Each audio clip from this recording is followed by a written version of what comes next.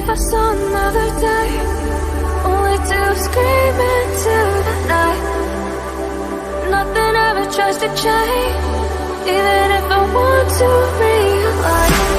'Cause I've been sitting here, same old ways, thinking of about the same mistake. Darling, when you go away, it won't be as simple for you.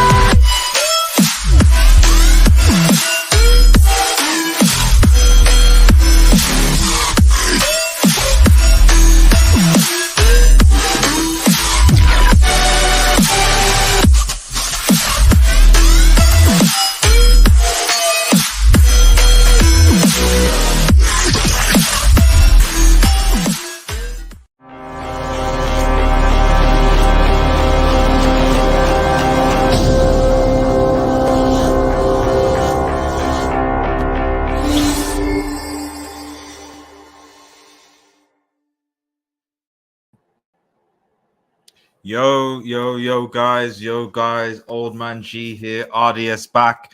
And once again, I am joined by @TomJournalist. I'm joined by Tom, and we're here to provide another sales updates in the title, QATAR Soon. So Jim fights back. But before we get into it, if you are new to the channel, remember to like, share, and subscribe to Red Devil Studio. Follow us on Twitter, next, and smash the notification button. We also have channels on Twitch. We're streaming to Twitch. And also secondary channels for Red Marble and Eclipse channel as well. So get involved with those. 80 plus people watching, guys. Come on, get those likes up. I want to see at least 80 likes, guys, because we have the amazing GOAT journalist, TomJournalist here. Tom, how are you doing? You okay? Yeah, I'm doing fine, G. And yeah, as you say, you know, for your viewers and everything, you know, subscribe, share the content as always, people. And I don't know how many subscribers you're on now, G. I think you're on the road to, is it 4K? Or 4K, yeah, let's get them to 4K, people. Anybody who's watching either live or post stream, listen, leave a like and subscribe as always, people. And let's get G to the road to 4K. Please, yeah. My birthday is literally this month, 25th of July, guys. Oh, come on then. Let's give him an early birthday present. Yeah, give him an early birthday present. We really appreciate to get the 4K for my birthday, man. So just over 100 subscribers, man. So come on, guys, help me get to 4K. Really appreciate it. Shout out to everyone in the chat as well. Ilias, you know, so Big T, Jamie, Lucky, Gene, everyone as well, man. Shout out, and obviously again, if you have questions, we'll get to them. Obviously, we'll get to them. We'll get to the questions in a second. But the first thing is we obviously want to give a bit of an update. So I think the first thing I'll say is Tom, is what is the update around Qatar? Because obviously, you know, for the last, let's say, 2 or 3 weeks, we felt the momentum had shifted towards Sheikh Jassim because of the premium offer. They now had to rethink. There was a lot of stuff about it being close, obviously, with the share prices, all the rest of it and stuff like that. And now it seems to, well, people are thinking are still confident with Qatar. The momentum still hasn't really, it still feels stuff is going quiet, you know. So what can you say is the update around Qatar and what's been going on? Well, in terms of to put it, I guess how you just, you know, phrased it and asked, in terms of it's gone quiet, the wording that I was always been told regarding any takeover process, irrespective of Manchester United, it was the same with Chelsea. It was, you know, where there's patterns or there's a time frame where there's absolute, you know, radio silence from, you know, all bidders, the sellers, and even the marketers in the Rain Group side. And, you know, a lot of this week, really, and leading on from last week, has always been based upon that Sheikh Jassim's offer is the better offer on the table in terms of a short-term buyout. That's been the message that's been relayed for, you know, at least well over a week towards 2 weeks now.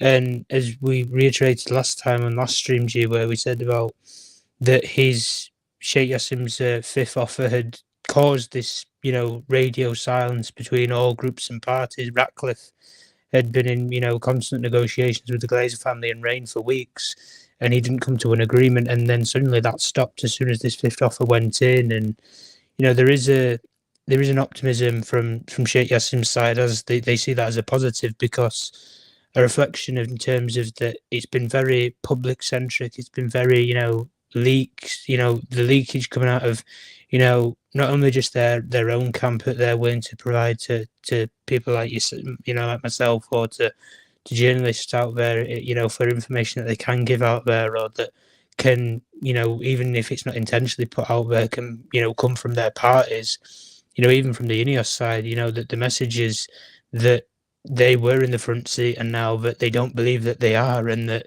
this radio silence isn't a good centre towards themselves. And in terms of Sheikh Jassim, he knows really that he has the upper hand because he's insisted that this is a significant premium offer that he's put on the table, massively overvaluing what Manchester United should be worth based upon what the share price insists that Manchester United is worth when you fully value the football club.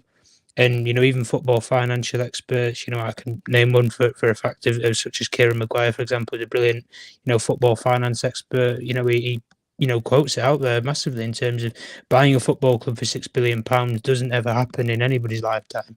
So if it did to happen for Manchester United, yeah, it is Manchester United and you have to pay a premium for it. But even at the figures that they're having to pay, like the sort of quoting around with, especially the Qatar offer, is that they're prepared to at least pay in excess of £1.5 billion over the valuation of what Manchester United should be worth on the stock market. That's And insane. That's actually I look at something like that and I think, when you're valuing an asset, like you have people from, say Bank of America, like Sam Powers, for example, I've quoted before, is a main delegate within the Qatari delegation in terms of working out the numbers and the financing for the Qatari delegation's offer. When he's putting these, numbers forward to the group, I'd be very surprised if he put the numbers of valuation anywhere near £6 billion for Manchester United. Any financial expert in the world can insist upon you to state that it's not worth that in terms of the here and now, but it's about the future and what you can do with the football club when you have it. And look, if you can, if you have the investment to build a new stadium and you're prepared to sit in for 10 years, listen, Manchester United having a new stadium, having, the commercial pullback that it would do with, say, what Tottenham Hotspur have nowadays, where they have multi-sport, sporting deals with the NFL, Formula One, all these different corporations that want to come together and build partnerships with you. You'll make your money back within 5 years of building a new stadium easily. In the same way, Daniel Levy will pay the debt off that he used to build the Tottenham Hotspur Stadium within 6 years of the commercial deals that he has. So, and then from that point on, whatever you make is a profit. So, really and ultimately, around the Qatari side, it is the confidence is there in terms of their offer, and the offer, as we say, it stands in terms of they insisted it's the fifth and final bid, and they're not going to go any further from that. And just before, obviously, we more Qatar, why do you think that there's been? I know, obviously, you said in previous shows that like the Glazers are going to take the time. The billionaire is a billionaire. It's a billion, a multi-billion deal for the club. But why do you think? And maybe this ties us to Jim, which we'll also talk about a bit later. But why do you think that there's? Why do you think the Glazers have not made a decision as of yet? Oh, hello. Yeah, there, Tom. Oh, have a look at the message. Oh, he's got to be back. All right, okay, guys. So just give us 2 minutes. Tom will be back in 2 minutes. He's just taking a quick phone call, maybe from a source. Let me just quickly oh yeah, he's just got a call. Yeah, so he'll be back in 2 minutes, guys. Let me just quickly read your comments while we wait for Tom to come back. Tom, I beg, make sense of this crap. Our fan base has had enough, mate. Yes, I think that I speak for everyone when I say that's the case. Shady Iwano says, obviously Manchester United. Shout out to Gene, says, any news that we're doing that, Gene. Jamie again says, by the way, is it true the sales contract, if he gets it, will enable him to frack Old Trafford? I hope not. If you have a link to that, Jamie, let me know in the comments, and also I'll ask Tom when he comes back. Lucky Singh says, Onana bidding, around 43 million. Inter Milan well, I haven't seen. We'll ask obviously Tom again on the show whether there has been a. It looks like United are probably going to bid for Onana. It looks like De Gea is probably going to be leaving, but we need to obviously know and hear. Right now, De Gea is getting married and is on his honeymoon. So I think we're not really going to know anything until De Gea comes back and they figure out what they're going to do with him, and obviously the finance budget, etc. Jamie One again says Radcliffe getting the club is a danger for the Trafalgar because he'll be able to frank everywhere. Stratford, for those who don't know, fracking is like is getting basically, I think it's oil, natural gas, I think, and it causes harm to the environment. So I see why Jamie is concerned. Lucky Singh says there will be comments that it will be done. Fair enough. And Lucky Singh also says Avram Glazer then Anning will shake us in. Well, we'll see.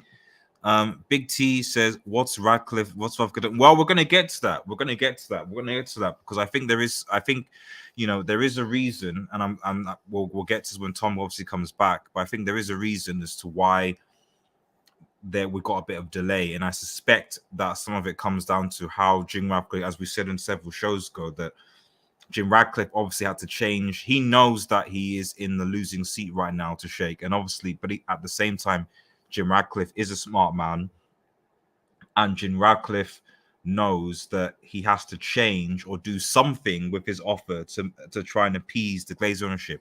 And I suspect, but I don't know, obviously, because Tom is inside journalist, that Sir Jim Ratcliffe is probably going to consider renegotiating the amount that he pays for the shares for the club. That's personally my hunch, but I'm not entirely sure. But we'll see. So Alex Ferguson, shout out to the GOAT, says Tom is the GOAT. Well, you're one of the GOAT's managers, definitely. Elias says, hi, Red Devil Studio. I'm so sick of this takeover. James, I have a question. If you could, I can answer it as well. I'm not in the know like Tom, but I can give a good guess. Let's have a look. So Rio Ferdinand last night for today, big news for takeover. So Rio Ferdinand, oh, okay. Interesting. Yeah, I saw a lot of people giving Rio stick on Twitter. I didn't know why, and I suspect that was probably because, of him stirring up rumors, which isn't good. RSV says can't wait for Arnold, Fletcher, Merton, and Ty Glazers. Yes, man, the Comics to be fired immediately once the takeover is complete. I hope so. Whether it's Sir Jim or thing, I hope so because Sir Jim, whatever happens, whether it's Sir Jim or Sheikh Jassim, they're gonna bring their own people in. You would imagine anyway. Although I am a bit concerned if Sir Jim wins and the Glazers stay, whether that has an influence, but who knows? I think the Glazers will be in charge until 2024. I hope not, but I wouldn't be surprised if the Glazers still hit the beginning of the season. Sorry. Just for those tuning in, Tom is here. He's just literally gone to take a phone call, so he'll be back to answer questions. So just stay with us in the chat, keep engaged, like the video, and if you have any questions for me regarding the takeover, but also thoughts on transfers, etc., so then let us know and let me know. The Glazers have phoned Tom, says Kevin Jones.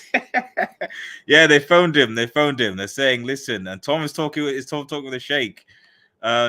Hitman 100 said, what about reports from Qatar player that only hours away from winning? To be honest, I mean, I looked at that on Twitter and I also asked Tom, but from what I can see, I don't think those came from. I don't think that it might be in the Qatar paper, but I don't think that those reports came from the Qatari state. But as Tom has obviously said, news in Qatar about Nobis is positive in the first instance anyway. There is positive news around the Qatar camp, and that's why I suspect that Sir Jim is obviously having to try and renegotiate or sort of renegotiate his deal in order to be able to compete with Sheikh Jassim. It's as simple as that, really, guys. It's as simple as that.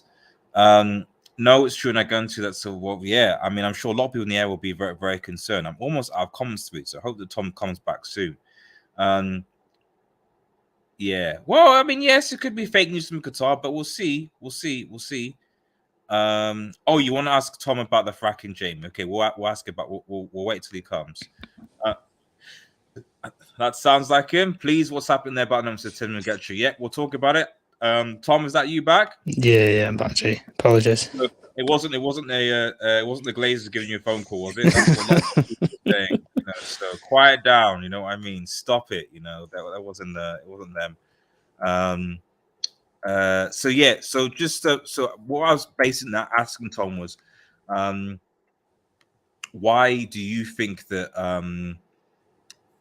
and this might go into the Sir Jim thing, and James' question about fracking, which we'll get to later, but why do you think that the Glazers have yet to, they had the premium offer bid from that's been placed, it must have been a good 2 or 3 weeks ago now, that premium from it. So why is it that they're taking longer, or they're still taking time to come to a decision? What do you think is, and is this related to obviously the update regarding to Jim? Well, honestly, if I'm being completely honest, I think it's just based upon that they want more money. If I'm being really honest, it's not any sort of knowledge or anything, but with how they've led the process, they haven't ever hit. No group has hit the magic number that they've wanted of £6 billion, and no group had ever come close, really. But from the understanding of many people, is that this last fifth, offer from Sheikh Jassim hits pretty close to it, but it doesn't hit bang on it. And you can say it for what it is. The one thing that you can never say with the Glazer family is you can have a verbal agreement with them and say that, look, they'll do a deal for £5.5 billion, but with how the Glazer family are, like, unless you have that in writing, you don't ever take these sort of people's word for it. Because you could get into a period of exclusivity and say, "Oh, right, so we have £5.5 billion. That's what we agreed upon." And no, now we want the 6, or now we want 7. Like they'll want, and if you do, silly stuff like that, then at the end of the day, there is some people that, they have, a reputation, or they have a bit of a chip on the shoulder, and they think, who are these people to be talking to me around financing or money? Because at the end of the day, as I've said already, I look at it from the Sheikh Jassim point of view in terms of he's paying over what the market value is of Manchester United. So by already paying over the value of what it's worth, I mean, I look at something like that and I think you're already overpaying upon what you probably would have wanted to if you were trying to be, a fair offer and do something reasonable. And look, if the Glazer family didn't care about something to do with the finances, and maybe they had a bit of an understanding in the way that maybe Roman Abramovich did when he had to sell Chelsea Football Club, in terms of he wanted to sell it to somebody who was going to take on the club in terms of for its best wishes in the future. Like the Glazer family, if that was, say, an instance in terms of their minds, I don't really think that Manchester United will be going anywhere near sort of a debt sponsor in terms of an owner, maybe like a Sir Jim Ratcliffe. And a lot of the promises and the prestige of what Sheikh Jassim has promised, if he was involved in the Chelsea process at the time, he probably would have been one of the main contenders, if not won the whole thing, with what he pledged there, because it was very similar to what the other candidates were buying in to buy Chelsea. But in terms of, the Glazer family's standpoint, the understanding from everybody is that the family had all agreed upon coming into the process that if a magic number is hit, we all leave.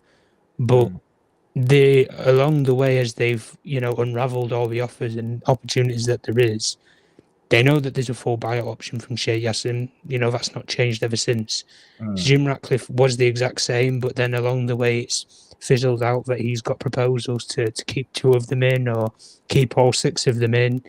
And, there's not really any weight to those plans. There's not an obligational buyout in terms of if he was to buy them out long term for a certain number. There isn't that number there at this moment in time. And obviously with how the minority stakeholders have taken a backlash towards his proposals and his offers in terms of they wouldn't, see a piece of the pie in terms of any of the financing that he would do to buy out a couple of members, or maybe just buy a percentage off of each of the Glazer family in terms of members per se. So, there is a lot of mediums and there is a lot of back and forth, but the parties, in terms of from the understanding, if we were talking like we were this time last month, Sir Jim Ratcliffe was sitting there comfortable. He thought that his proposal, he didn't have the major proposals. He knew that there was, a potential legal or lawsuit against the minority stakeholders, but he didn't expect them to lawyer up per se and revolt against him. He wasn't expecting that. He was expecting just to have a conversation and, patently smooth it over and offer them maybe a financial package out of the deal, or to buy their shares out potentially in the future, or a percentage of theirs so they get a bit of cash as well. But he's not had that. And the switch has been the Sheikh Jassim fifth offer has completely shut down the whole saga. And the reason why I believe, anyway, from the Glazer family's standpoint is, listen, the Glazer family, they've never cared about Manchester United from day dot in terms of when they came in.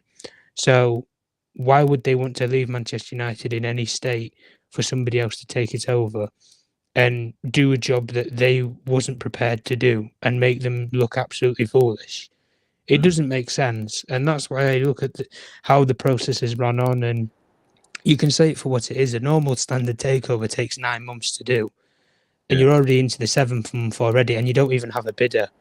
When you're in a normal box standard takeover, around about the 4th, 5th month, you already know who you're selling to, and then it takes around 2 to 3 months to do the Premier League checks, UEFA's, financial clarity laws, and then you transfer the funds. And then everybody who needs a piece of the pie in terms of lawyers or in terms of an advertiser, for example, the Rain Group in this case, and then the Glazer family, they get their money. But, from how the whole process has been led, there isn't a clear pattern in terms of that side of things. So to answer the question, I guess, pointedly, would be that Sheikh Jassim's side, the confidence has grown to the status that they don't even believe Sir Jim Ratcliffe's a competitor anymore. They believe there's more chance that the Glazer family wouldn't sell the football club than they would even go with Sir Jim at this case.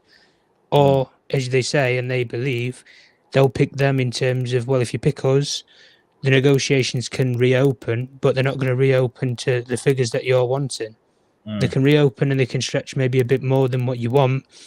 And if you wanted maybe the full £6 billion, we could have done that months ago and maybe negotiated to that number, but you didn't do that. You've dragged it on and you've not exactly been welcoming in terms of communicating with us and thoroughly throughout the process. So what do you do if you're not happy with the process?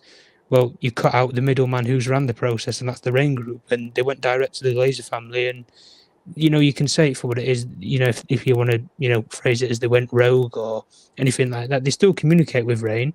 But ever since that 5th bid, they've not communicated with either of the Glazer family or Rain Group. And Sir Jim Ratcliffe has been communicating with Rain and has tried to communicate with the Glazer family, but he's had no responses. For which he had responses for weeks on end before this 5th offer went in. So just on obviously, guys, let us know in chats as well. Shout out to Stephanie in the chat, says 45th, it's the 45th like and most recent subscriber. Big up Red Devil and Tom and the True Footy Live. Love your content. #Glazer. Thank you so much, Stephanie Griff. Really appreciate you. And guys, come on, 150 plus people. Get those likes up, guys. We need to get to 100 likes by the end of the show. Come on, we need to get to at least 100 likes on the show. There's 100 people watching. There's no reason why. This is free content. So please, please like the video if you're new and subscribe. So just wanted to drop your top. So what is this about? Because you obviously sent me as part of the update. So Jim, trying to get into contact with the Glazers, speaking to meet some of them directly and trying to maybe renegotiate what I guess his proposal was and potentially what the effect that might be. What do you think about that? Well, it's not so much that he has to speak to the Glazer family about it. It's the board of Manchester United and, many members upon the board. You have, John Murto, who's football director, who's on the board. You have Darren Fletcher, technical director, who has a seat on the board. You have Richard Arnold, all the figureheads around Manchester United's board under the Glazer family's regime.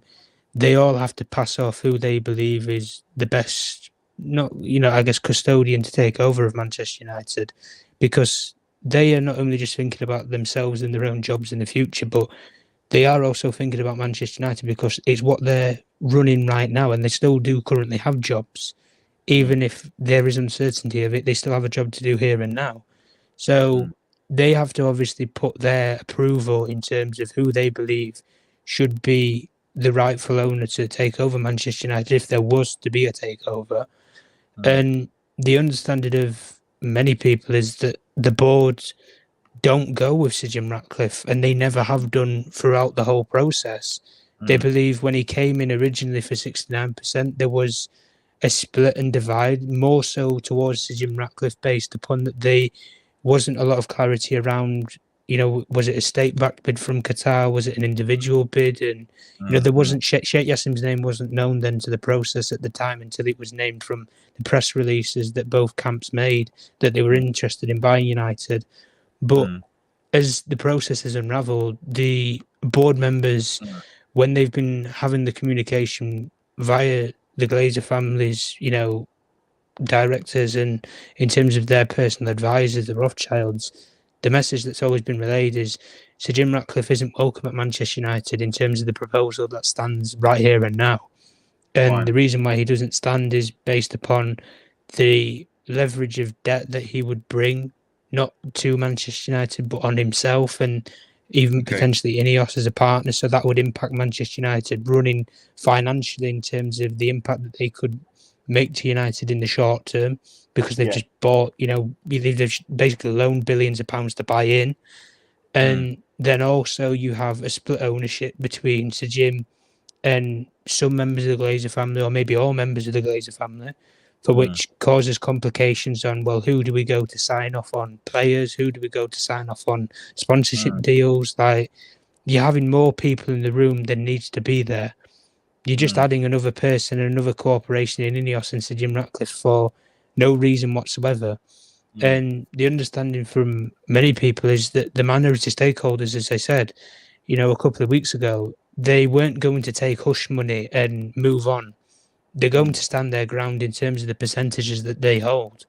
And the one thing that has come to light regarding Sir Jim Ratcliffe is he's planning to personally meet the Manchester United board, if it is permitted to do so, if he gets the green light for his offer, in terms of the Glazer family want to go with him, even if it's against what their advisors and, all the different, irrespective parties who are advising them, whether it be the Man United board, their own advisors, the Rothschilds or Rain Group, who have all insisted in terms of the latter to pursue a full sale where possible. If they wanted to go against their advisors' ideas and what they believe best, and they went with Sir Jim Ratcliffe, he wants to meet the Manchester United board and discuss his proposal. He wants to meet the minority stakeholders and to discuss his proposal and how he could potentially change terms and certain finances within the deal to benefit all parties, and so that he'd eventually get control of Manchester United. And as we spoke before about how he could change his proposal, the only real way that he can change his proposal, from the understanding of many, was that he would have to buy the whole thing. Now, it doesn't appear to be the case. It appears to be the case of that he would have to, first and foremost, have the finances at hand to either buy all members of the Glazer families, like a percentage of their shares, or, 4 of them out and keep Joel and Avram in, something around that. But then he would have to still provide further financing in terms of what he pledges to put into Manchester United.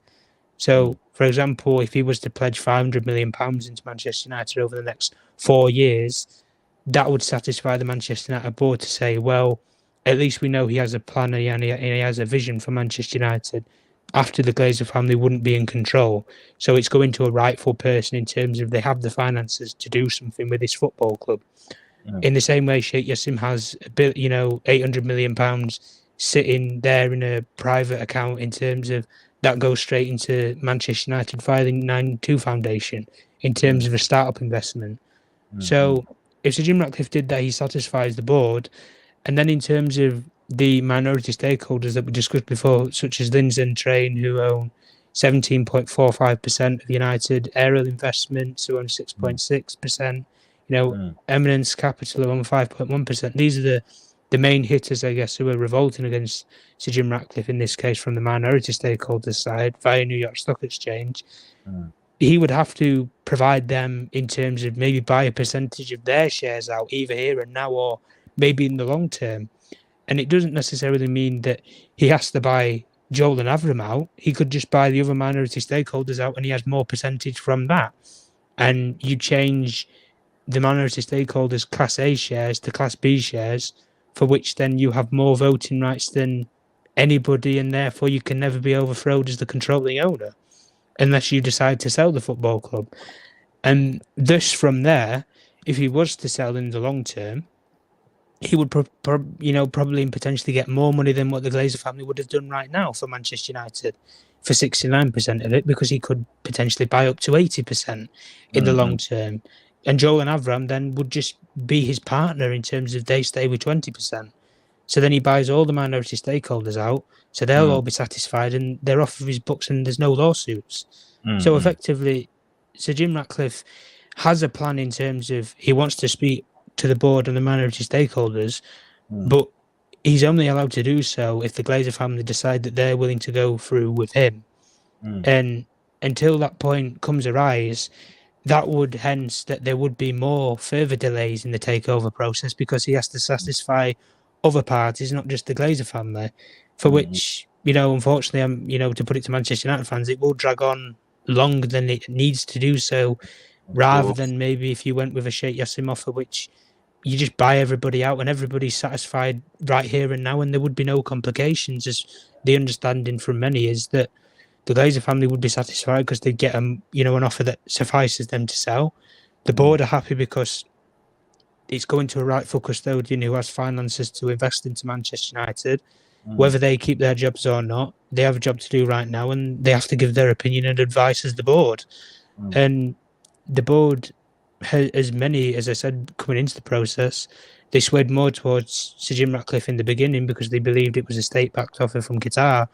And when the process has gone on as far as it has, and from the understanding that they'd been given from Rain initially, weeks ago, was that this was a private bid, and I'm sure we'll get into the logistics around Sheikh Jassim in terms of the background that I've uncovered around him.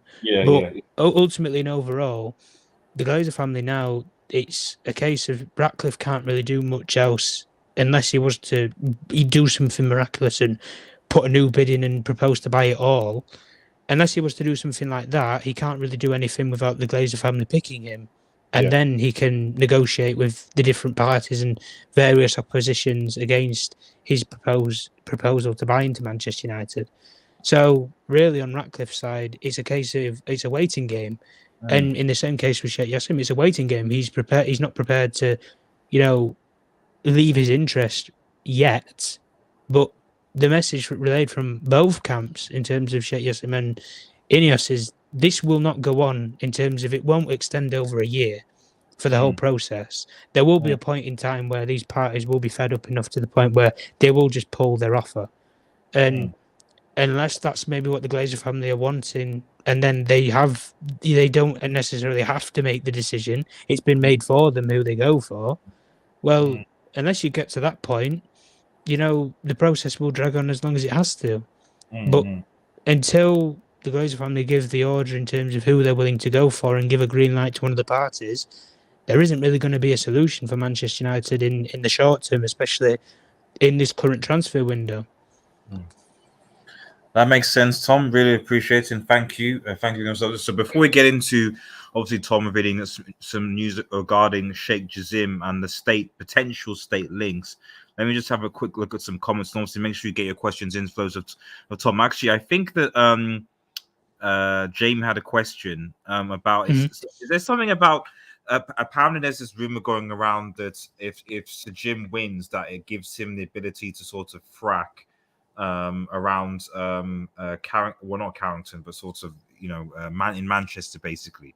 Have you heard anything about that? Is there any more truth to that or no?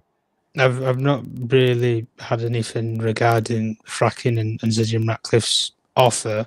And the reason why I haven't had that is nobody knows what he's pledging to do with the stadium. Nobody knows what he's pledging to do with the local area. Like, there isn't an answer to what he plans to do with United. Whereas on the Sheikh Jassim side, he's already said, I have a plan in mind for the stadium, whether that's to rebuild or to redevelop. I have a plan for the local community, make fan sites, hubs, social centres for, even just law-abiding citizens just to go, even if you're not a Manchester United fan, reach out in the local community, have some enjoyment, friends, family, whatever. So in terms of Fracking, I've not heard anything regarding that for Sir Jim Ratcliffe, but I'll do a bit of due diligence into it and see if I can find anything out for you, Jamie, for next time. That'll be really, really good. Thanks, Tom. Really appreciate it. Let's just have a quick look at some comments. Obviously, Satwar Singh says Glazers out. Big Quincy says, what is going on, Frills? Is this Qatar won or not for weeks? It's been said it's over. I feel like it's all crap. I wish the government got involved and took the club back. I mean, I don't necessarily disagree with you, to be honest, bro. I mean, I suspect that's maybe one of the reasons why maybe the Chelsea takeover was kind of. I mean, in fairness, Chelsea was a bit all over the place, but it obviously eventually got resolved. And I assume that the government being involved probably helped that from a stability point of view. But you'd like to think that we should be getting some sort of definitive answer, at least close to the beginning of the season. You'd like to think that.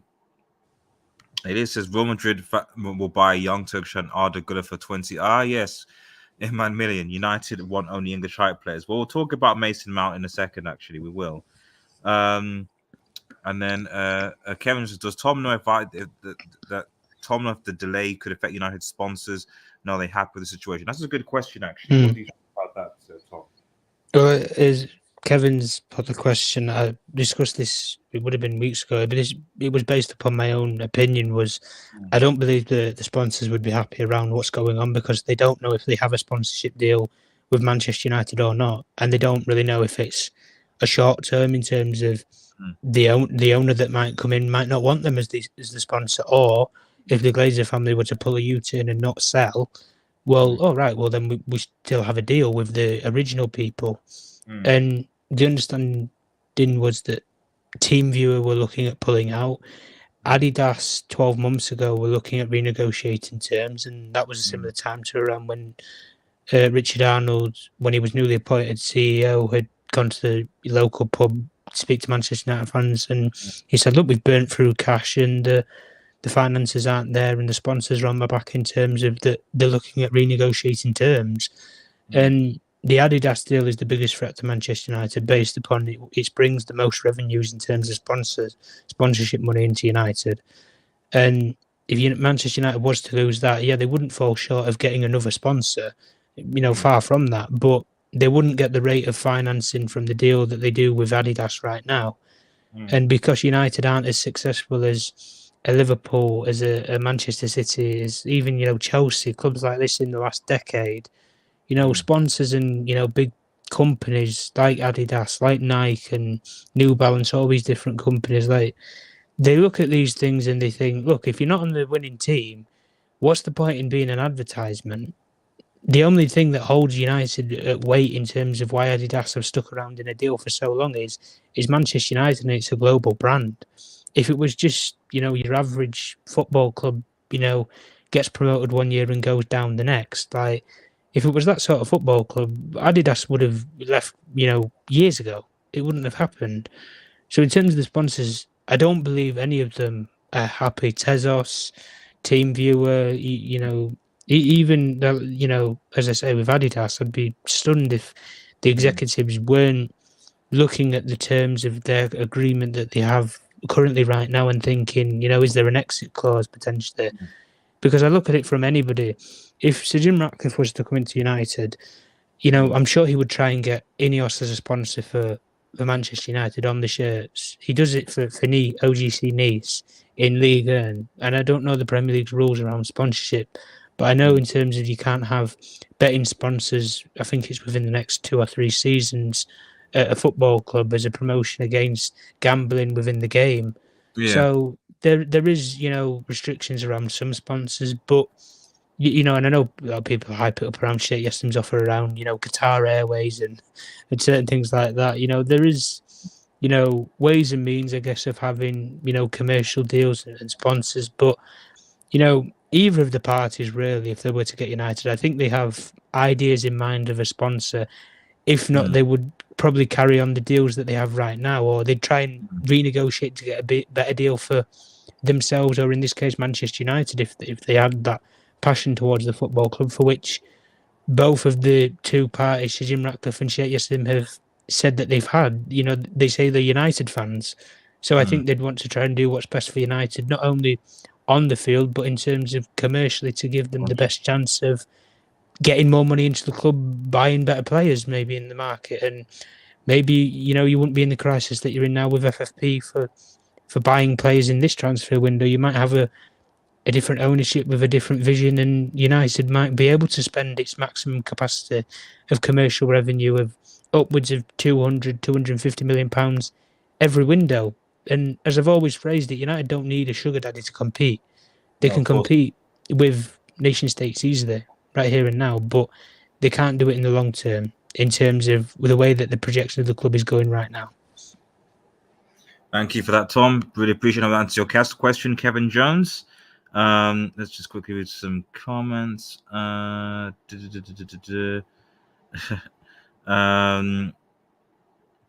just quickly see if any Jeff Bezos is that Al Riyadh, the newspaper that Al Raya, the newspaper that released the article today, saying within hours owned by Sheikh Jassim's dad. Really? Yeah, because I don't know whether you saw that circling around Twitter that there was. I mean, was it just a false report or what was it? Because clearly, so there's the or is there some legitimacy to the news coming out of Qatar? What's been going on in that respect, Tom? Ooh. Oh, he's got another phone call. Tom has got another phone call. Jeez, man. Don't worry.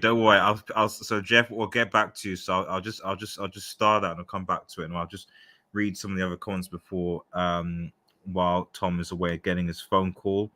Let's have a look. Stephen Javis says, "Is Sir Jim the wannabe seventh Glazer? Why? I hope not.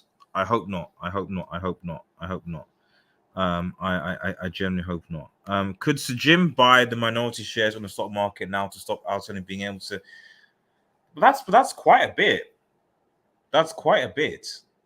That's quite a bit. He'd have to buy out. He'd obviously because effectively, Big T. And obviously, I don't think this is being Thomas to answer this, but effectively by doing that, like you're essentially doing the same thing. You're essentially saying, I want a full sale. You might as well just offer a full sale option. And he did. He did offer probably around 5 billion or maybe slightly less than 5 billion for a for 69% of the club, I guess. But yeah, I don't know. I think if he was to buy the minority on the stock market, I don't really see Big T why he just wouldn't do what Sheikh Jassim is doing. And if you actually think about it, as I've said on several streams in the past, the reason why we're actually in this mess is because of Sir Jim. If Sir Jim wanted a full sale, just like Sheikh Jassim, a full sale out, etc., then it would have been just a simple price bidding war, and you go with the person or the group that basically gives you the most money, and it likely would have been Sheikh Jassim. But instead, because obviously Sir Jim Ratcliffe wants the club, he obviously went for a partial sale, which is part of the reason why we've got this confusion, because the Glazers, for whatever reason, don't seem to have a consensus on whether they want to stay or not.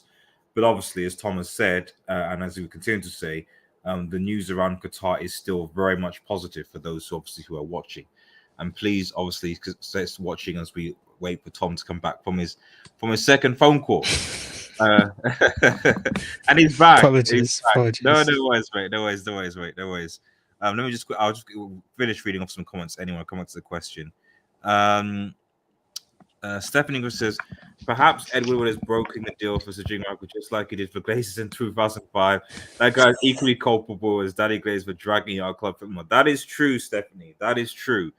Who knows? I don't know where Edward Wood is actually right now, but he's definitely away from this. Badoma says, why is it hard to let go of what you can't maintain? Even if I have billions, I can't invest under the Glazer family. Ask them, man. Ask them. Team view on the shirts that worries me, says to Stephanie. And then Lucky says guys, shareholders might pull out. Let's have a look. Any other statements? Let's have a look. See if there's anything else. Yep, make sure you get the like up, please. Get up the like, please. And yeah, and it is Tom is so fast like Bolt on the phone. Fair enough. Okay, so I think I've got embarrassing that we are talking about FFP regarding the club. Well, it is. It definitely is a club as United. Yeah, just a quick thing before we go, and this I guess ties into Sheikh Jassim, Tom. The whole thing on Twitter regarding this newspaper saying a deal that within hours apparently being from Qatar, I presume that was just nonsense. Because none of the other, because I know none of the reputable journalists like Ornstein or Fabrizio commented on it, but yeah, I assume it was nonsense.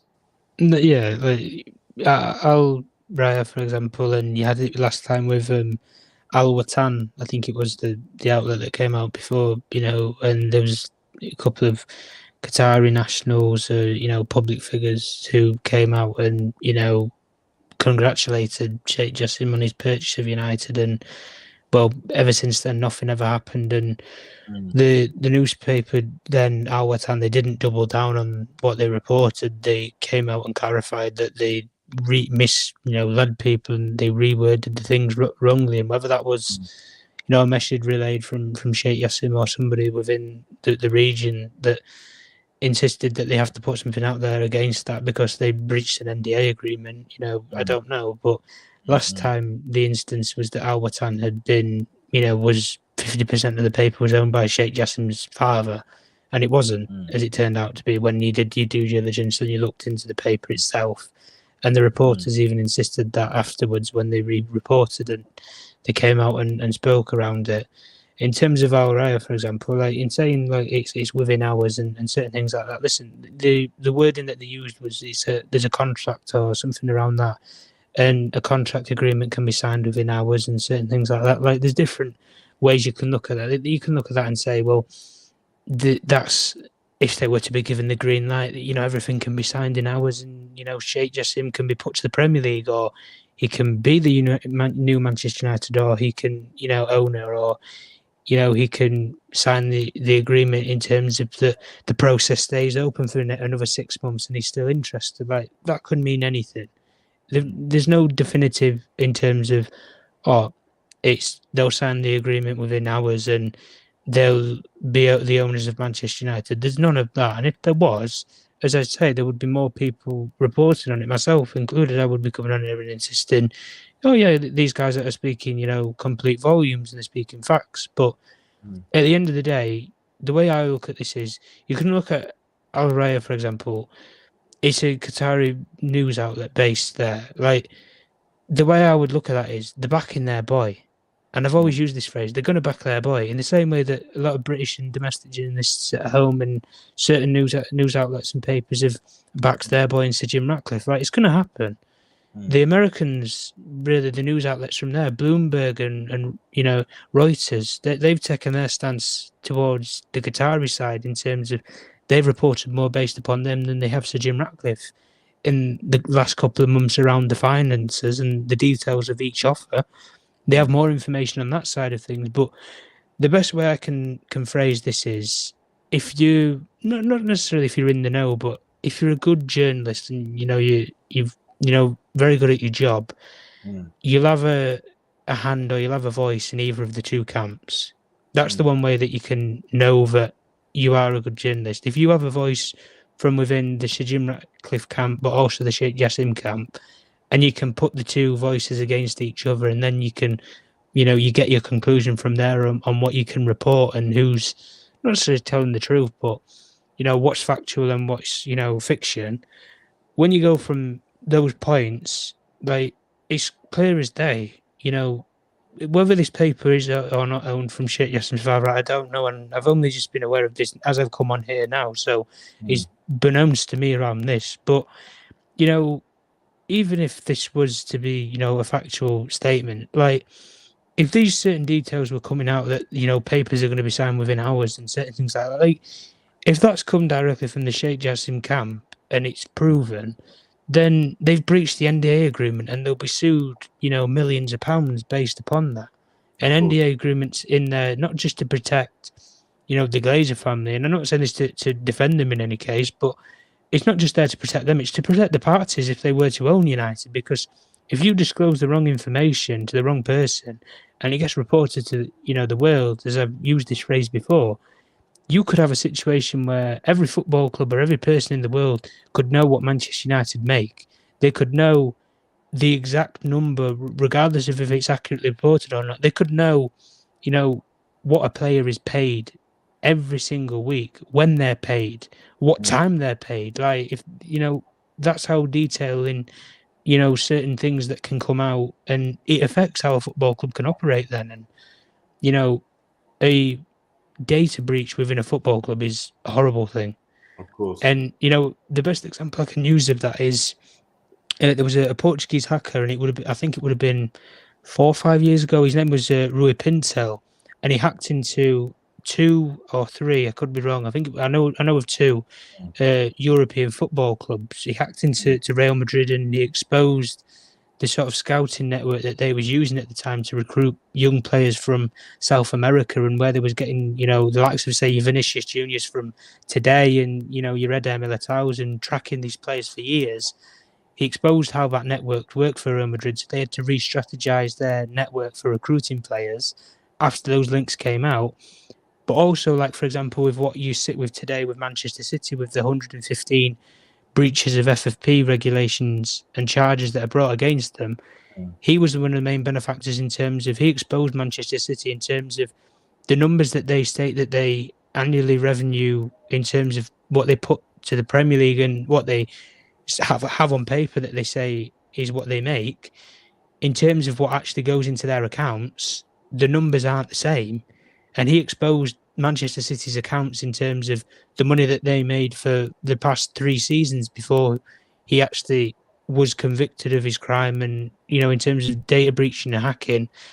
But if he didn't do so, maybe Manchester City wouldn't have these charges against them today. So you could look at it for what you say in terms of maybe it was a godsend, or maybe it was morally wrong in terms of what he did. And you have to commend that. If it happened to Manchester United, I don't think Manchester United fans would be sitting there proudly knowing that the world knows what they made for certain years, and then they know, oh, right, well, we know from this, hacking kid from, Portugal, we know that you made, I don't know, £700 million this year. Oh, right, so why are you haggling over £10 million for a player or a sponsor even?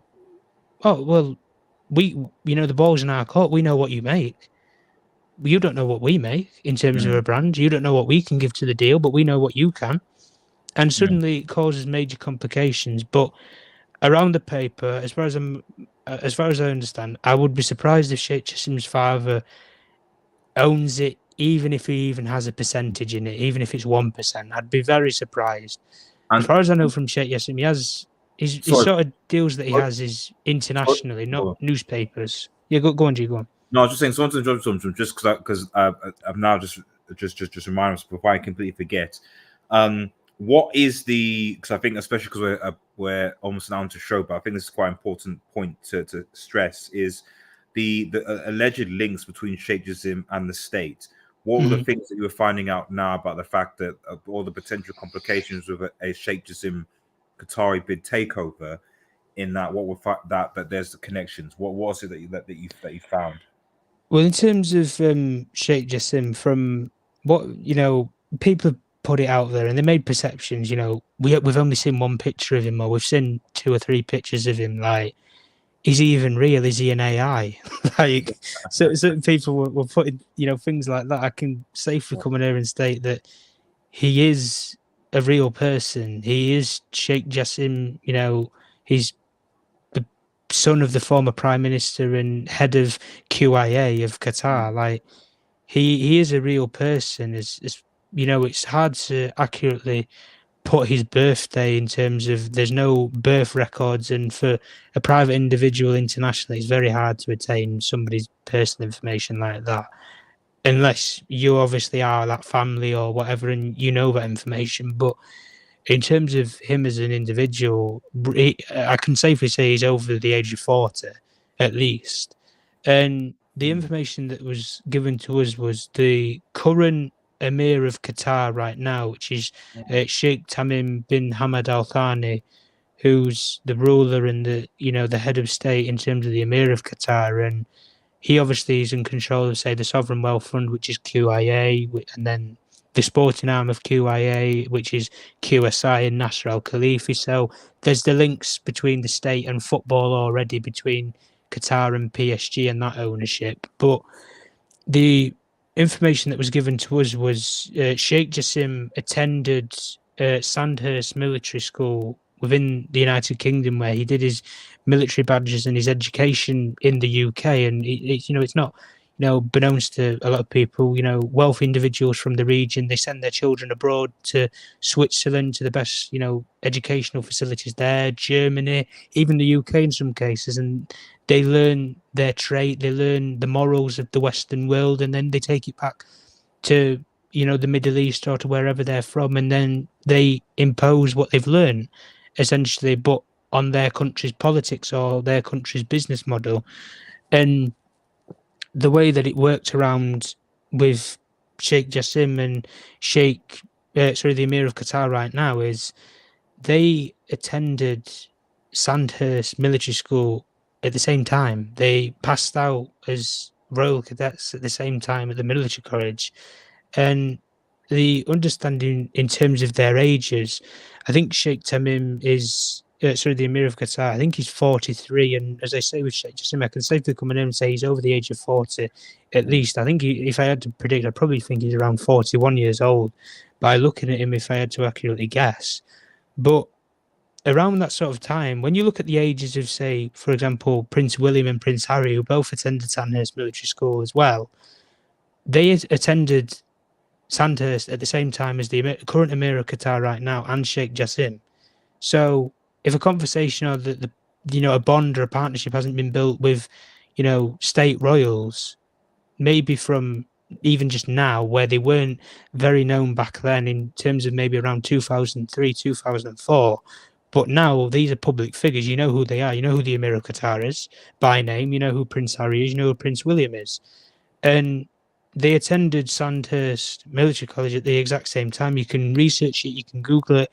It's all the information in terms of the sort of individual that passed out. So the government links in terms of Sheikh Jassim's links to the state, well, he went to the same educational school and military facility as the current Emir of Qatar. So if that doesn't provide some sort of scrutiny or link, I don't know what else that you need to use. The Premier League, when they do their investigation and due diligence into any new owner, they will look at that and they will put questions and post questions there in terms of, well, we know that you went to the same school, and it's not necessarily like a police interview, but it is almost an interview in terms of you have to open your life. So this private life that Sheikh Jassim has lived for years and years on end, if he wants to buy Manchester United, he's going to have to open the doors to his whole life, and he's going to have to explain a lot.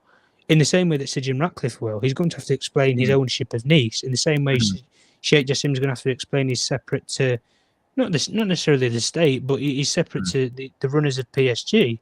So, as I say, there is the link in terms of him and the Emir of Qatar from the educational years. And, when he was on the board of, for example, Credit Suisse, when that was running, he was, one of the board members of Credit Suisse. And, I can't remember the journalist by name, but the Athletic, they put the reports out, in depth around him, Sheikh Jassim as an individual. And, he's a astute individual, and he listens, but he doesn't necessarily act upon what other people tell him to do so.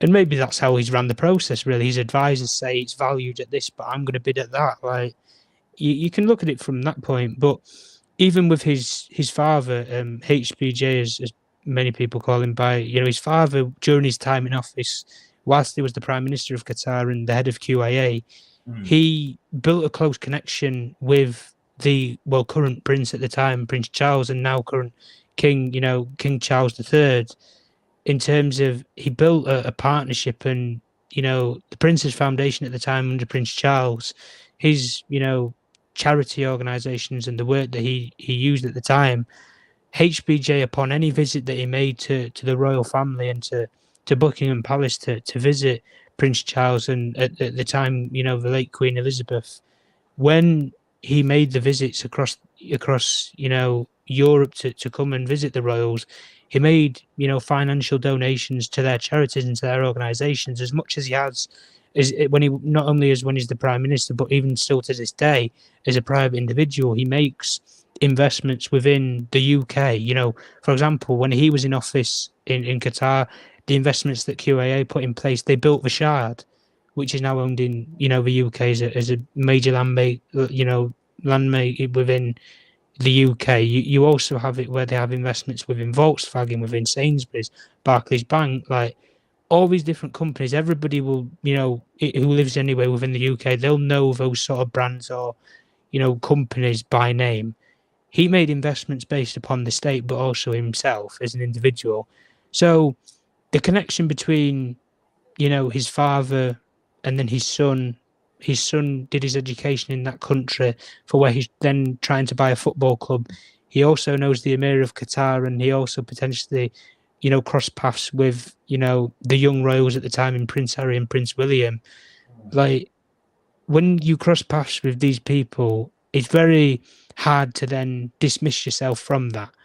You can't say that I've never met Prince Harry or I've never met Prince William when you went to the same school as them, when you were probably classmates with them or you sat across the room from them. Like, it's very hard to distance yourself from that. And this is why I say, in terms of within his offer, it's been, told many times to myself and colleagues, was that his bid is a private individual bid, but it's a group of private individuals for which at this point in the process, they don't have to be named. So, for example, why put your name out there if you're not successful to buy United, or there's the Glazers turn around and say they don't want to sell, but then, your name's going to be outed just as much as, for example, Sheikh Jassim's would, if he was, because he's not then got the football club. Whereas if you fall it onto one person, yeah, it's a lot of pressure on one person, but it's better for one person to take the hit than 6, 7, maybe even 8 individuals to do so. But the understanding from many was that the way that the takeover from the Qatari side was going to work is it's, a group of wealthy, high net worth Qatari individuals who are using their own finances, each to their own together. And I know his father, HBJ, is one of the benefactors and one of the finances within their offer in terms of he's putting money into the deal. Sheikh Jassim is himself putting money into the deal.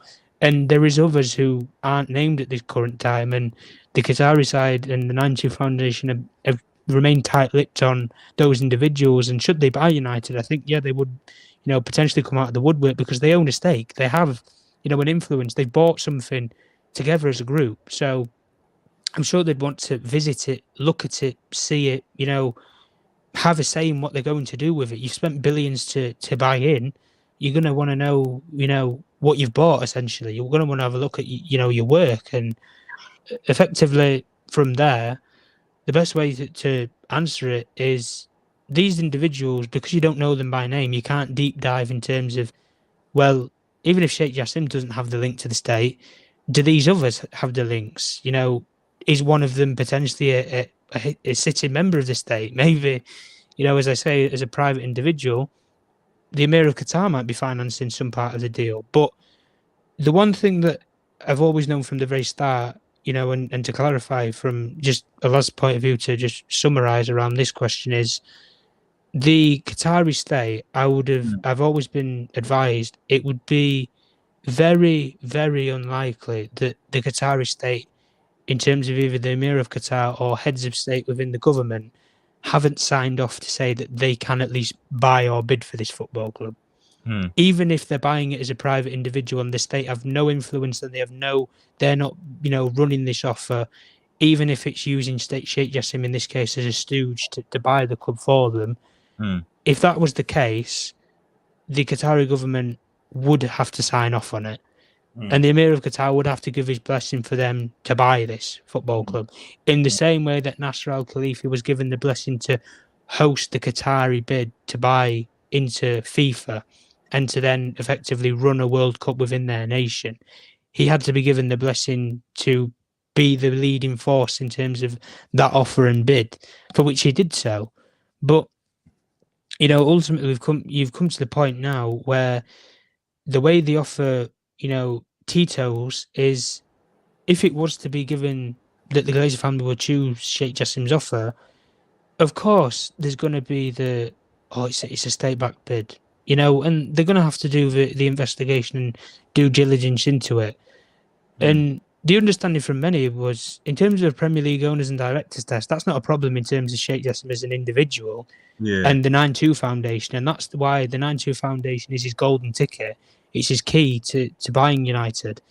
And as I've said before, and I'll say again, the message coming from the delegation was they wouldn't have come in this process if they didn't believe that they could pass it through. Why would you spend this amount of time coming this far if you didn't think that you can get through the takeover process? Why would you consult, as I know with what Sheikh Jassim has done so with Nasser Al Khalifa? Why do you consult with Nasser Al Khalifa on how to run a football club or how to, rebuild the stadium? Like what sort of different parts do you need? What's the sort of financing in terms of the TV deals that you get from, football? These are the sort of questions that you ask, and you've got somebody who's living proof and who's done it. In Nasser Al Khalifa, you'd be stupid not to ask for his opinion or, at least get some knowledge or engagement from him. So ultimately, to summarise, the Qatari offer, as far as I know, is not a state-backed bid, but it's from high net worth individuals, some of whom are members of the Qatari royal family. And as I say, they don't have to be named at this point in terms of the process because they're not the leading bidder in terms of they're not the leader of the group or the head of the group. For example, you have Sheikh Jassim, who is leading the 9-2 Foundation to buy United, in the same way you have Sir Jim Ratcliffe, who's leading Ineos to buy United. There has to be an individual, but then there's the company behind it.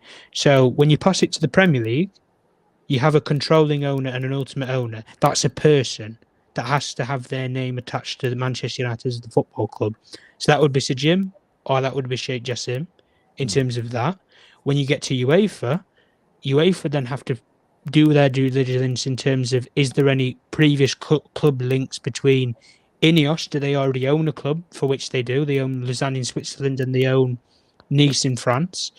Sheikh Jassim's case, he doesn't own a football club, and the 9-2 Foundation as a company don't own a football club, but are they linked to another football club is the way that would be thrown at them. And as I say, if you pass all the tests and the money suffices the Glazer family to sell to either of the bidders, the process will run smoothly and concurrently.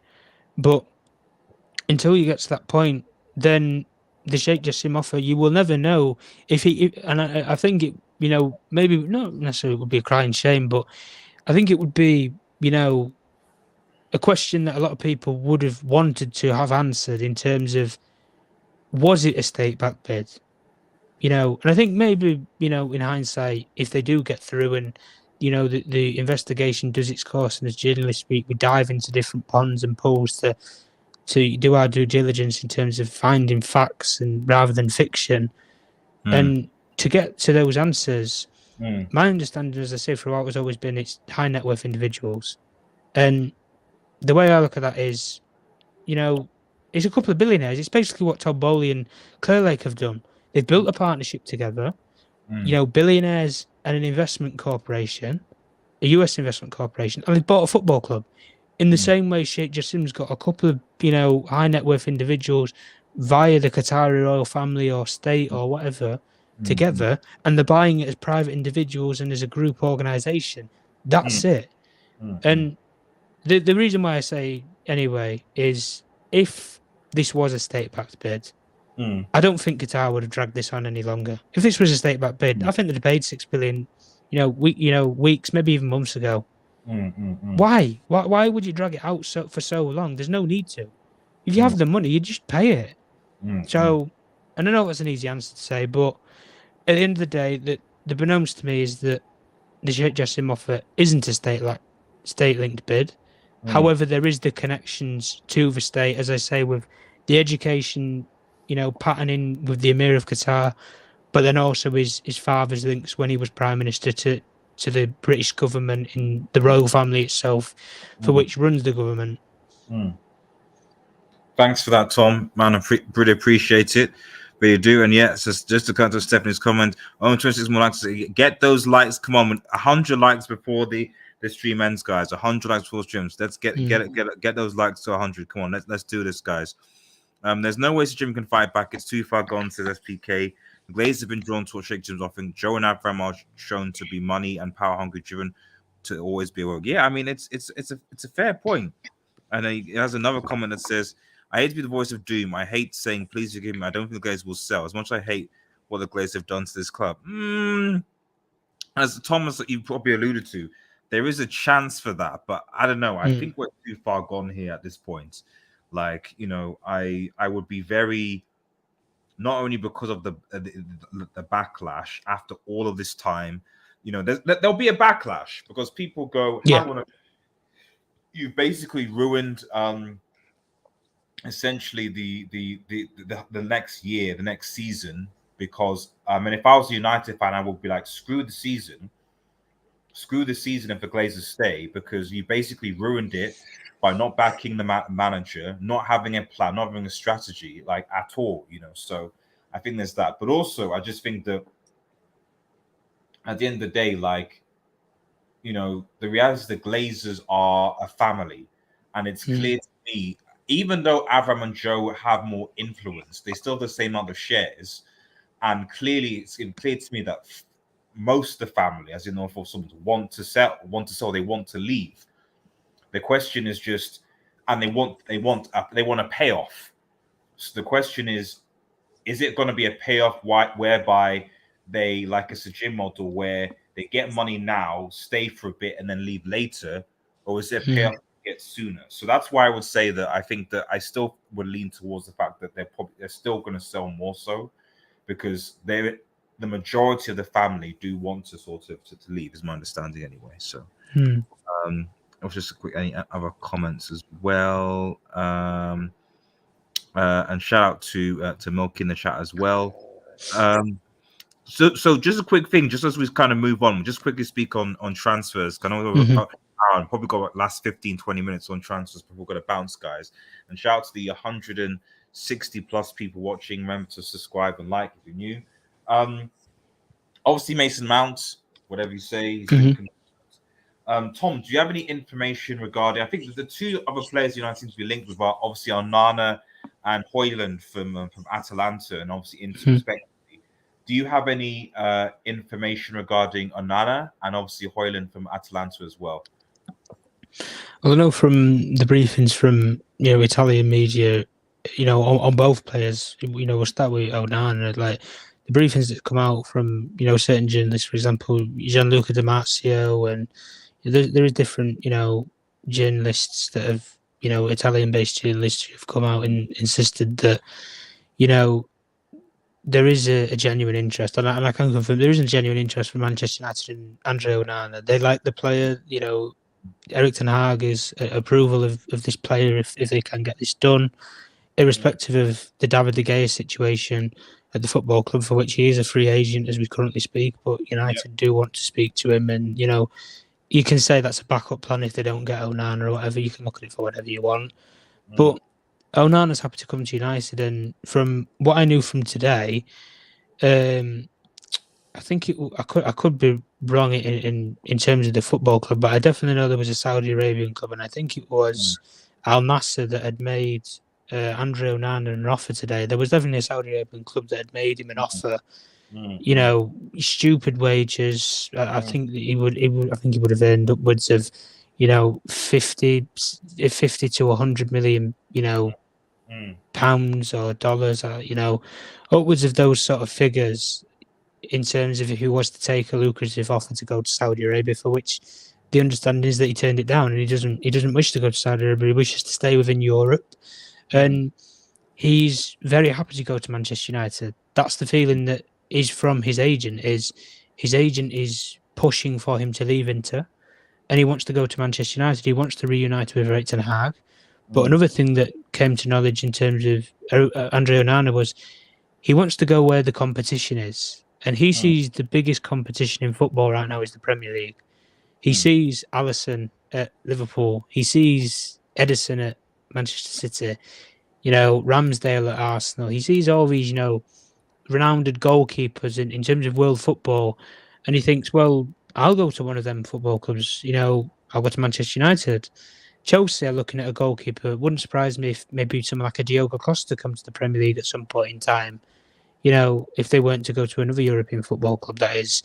So, in terms of Andre Onana as him personally, he's open to the move and he wants to come. Ten Hag wants to play her.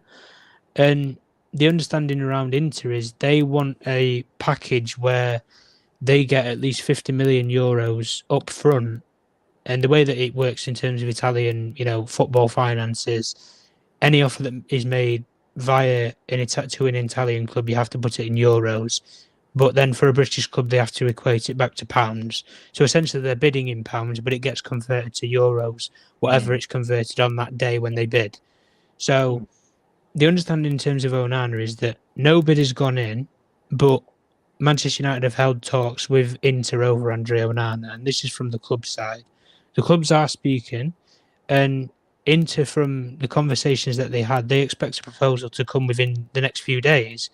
And I think as soon as Mason Mount is wrapped up, which I think, an announcement could come as early as tomorrow, potentially Thursday, at the very latest, in terms of Mount, from that point on, I think kickstarting from at least, next week, I think Manchester United would accelerate to get someone like Andre Onana. He's just as much as a priority of getting a striker is.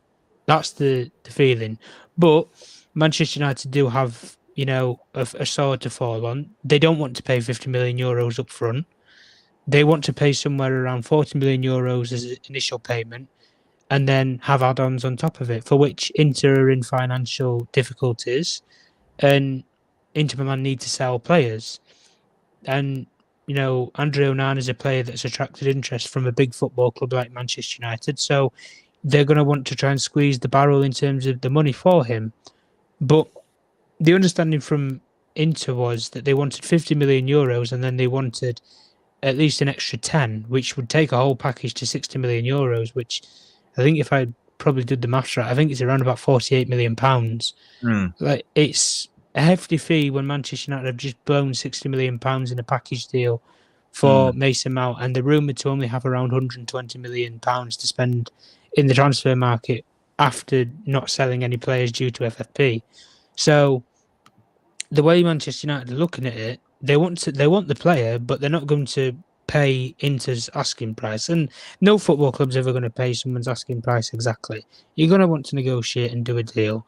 And Inter, as I say, they need the money just as much as United want the player.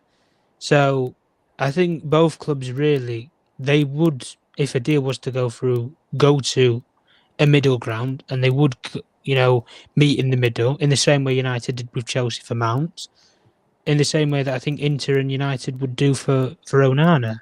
And as I say, if the player, for example, I wouldn't expect him to put in a transfer request or anything, extreme like that, but if he leant on the shoulders of the Inter Milan board and directors, and especially the CEO, to state, look, Man United come calling, and they don't come calling, very often as a football club. I want to go there and be the number one goalkeeper. Like, if that sort of message gets relayed to them, and the players not necessarily, pushing for the move, but he's hesitating. It happens all the time with players when they hesitate for a transfer, or they would like to go somewhere. And as I say, with Manchester United, the understanding is that I think they will bid, and I don't think they will bid anywhere near the full package of 60 million euros. I think United really would want to pay closer to 50 million euros as a whole package, which is only around about 38 million pounds, which you can say it for what it is. But I think, the way our add-ons work, it depends on what terms you put in the add-ons. Is it performance-related add-ons? Is it appearances? Is it what you win, potentially Champions League or, Ballon d'Or sort of status in quo? Like, it depends what sort of terms you put in the add-ons. But around Onana, it's more to do a case of that Inter need to sell players, but also Manchester United really want the player. And I think when both clubs are desperate for a solution, I guess, it normally ends up within a deal. And I think if United were to put in an official bid, for which is expected to be put in, there isn't any bid that's in currently right now, as regards to what some journalists are reporting and saying that, bids have gone in and, touting numbers. No bid has gone in officially. And even, the Inter Milan CEO confirmed that, I think, 48 hours ago, I think it was. And the expectation is United will bid.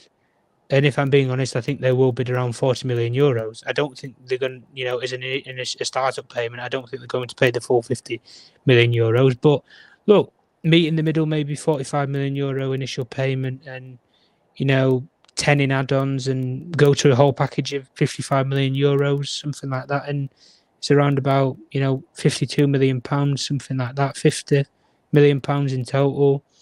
But the player wants to go, and, both clubs want a solution to Andre Onana.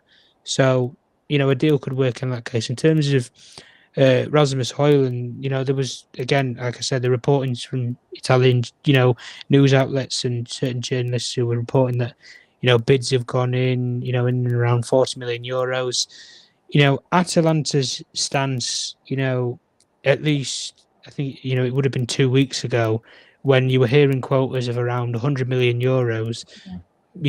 John Murtough, when he heard those sort of messages were being relayed out of Italy, not directly from Atalanta, but those were sort of messages that were coming from Atalanta-based news outlets or, Italian media. If that was the message that was coming from Atalanta, United wouldn't even be looking at Rasmus Hojlund right now. They'd be going off in a different direction in terms of a different striker. But in terms of Hojlund, they want Rasmus Hojlund, and Erik ten Hag personally and his staff, and I know especially in terms of Benny McCarthy has put his personal recommendation on a player. So to interrupt you, Tom, Jarvis Cook has a good point. Just add to what you're saying, Tom. The problem at the moment is how much do we have to pay up front? That's the question. We have no liquidity. No wonder we couldn't afford Kim and Jane's buyout clause. We don't have the cash. And fundamentally, is that the biggest thing? We talk about Onana, we talk about Hojlund, all these players. I mean, I'm still, like I said, perplexed that we decided to pay 60 million for Mount when we don't have the cash. I don't get it, especially when the player wanted to come to United. But anyway, I'm not going to go on about that.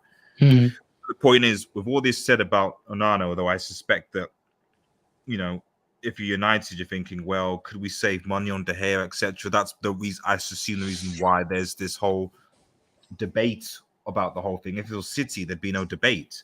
But United, you're thinking, okay, we need to save money.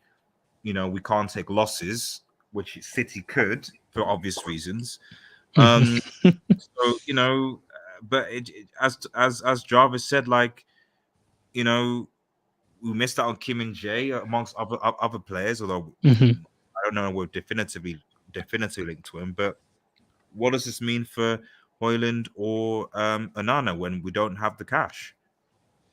Well, what Jarvis said is correct in terms of the way United are trying to do deals right now is they're trying to weigh more of the deal on add-ons than they are initial payment. And from a seller's point of view, in terms of the selling club, they want the opposite. They want the money here and now as opposed to the add-ons. And you can hence that maybe why the Mason Mount deal come to a 55 million pounds straight up cash and then an additional 5 million pounds in add-ons. But that's, based upon performances and, different bonus related add-ons in terms of that deal. So Chelsea might not even see the extra 5 million pounds. It depends how Mason Mount does as a player at United. And the same thing would go for Onana and Hojlund.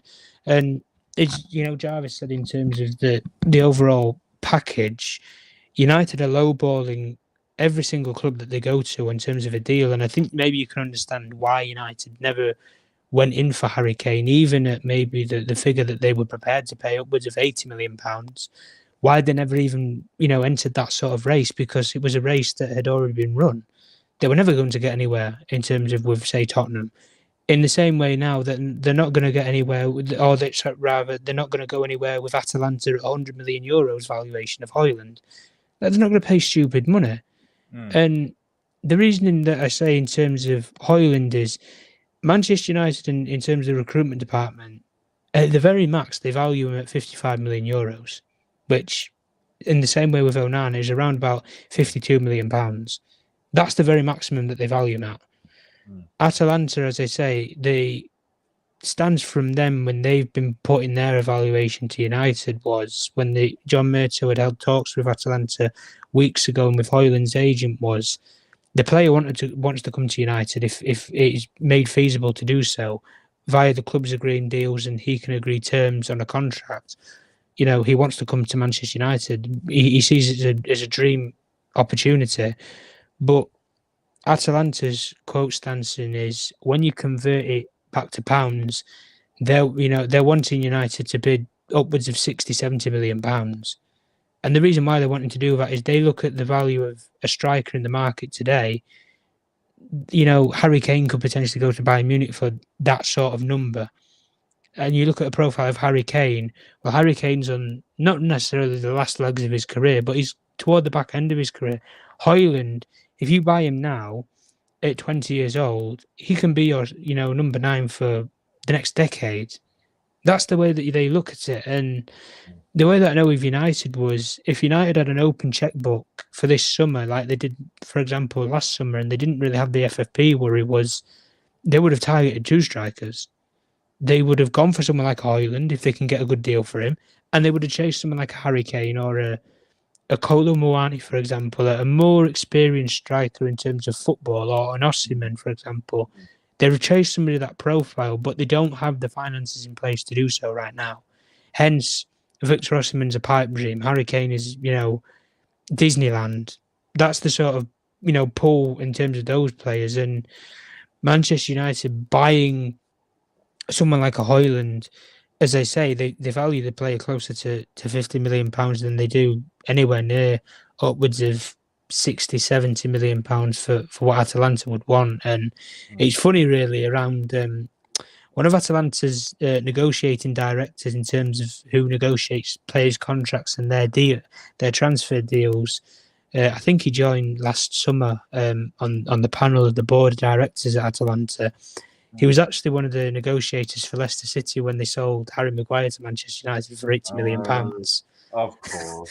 I look at something like that and I thought, when you're putting evaluations of upwards of €100 million and stupid figures like that, I think, look, Atalanta, if they can get rid of a player who only really, if I'm being completely honest, had a decent, post-World Cup, season, half a season, if you can get upwards of £60 million for a player like that, it's brilliant. And the best marketing tool that Atalanta can use, well, Mason Mount's had a dreadful season. You're paying a package of £60 million for a player who's been injured most of the season and has been inconsistent. Yeah. Whereas our player's played half a season and he's been a worldie of a player in our club. But at Atalanta, he's not a starter, Hojlund. He's not a week in, week out player. That's the only thing that United are really holding and grasping onto there. So, in an open-sensed world, United want Onana wrapped up very quickly and they want Hojlund wrapped up very quickly. But because they don't have the finances in place to pay a stupid price, an initial payment, they're going to have to go to other lemps and means and ways to try and acquire players. And in the same way that, it's come to my knowledge anyway from today that Erik ten Hag is targeting another midfielder other than Mason Mount. And, there is names out there that you can, throw out there. He does like, such as Romeo Lavia and players like that. One of the players that I know from, especially in January when they were looking at a midfielder to bring in,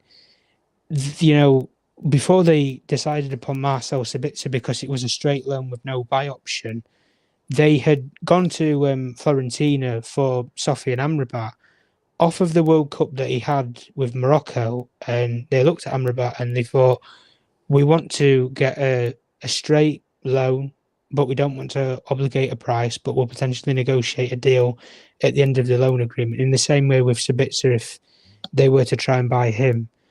And with Amrabat, the way that it had worked from Fiorentina's side was they had the offer of a straight loan from United, which they withdrew from straight out of hand.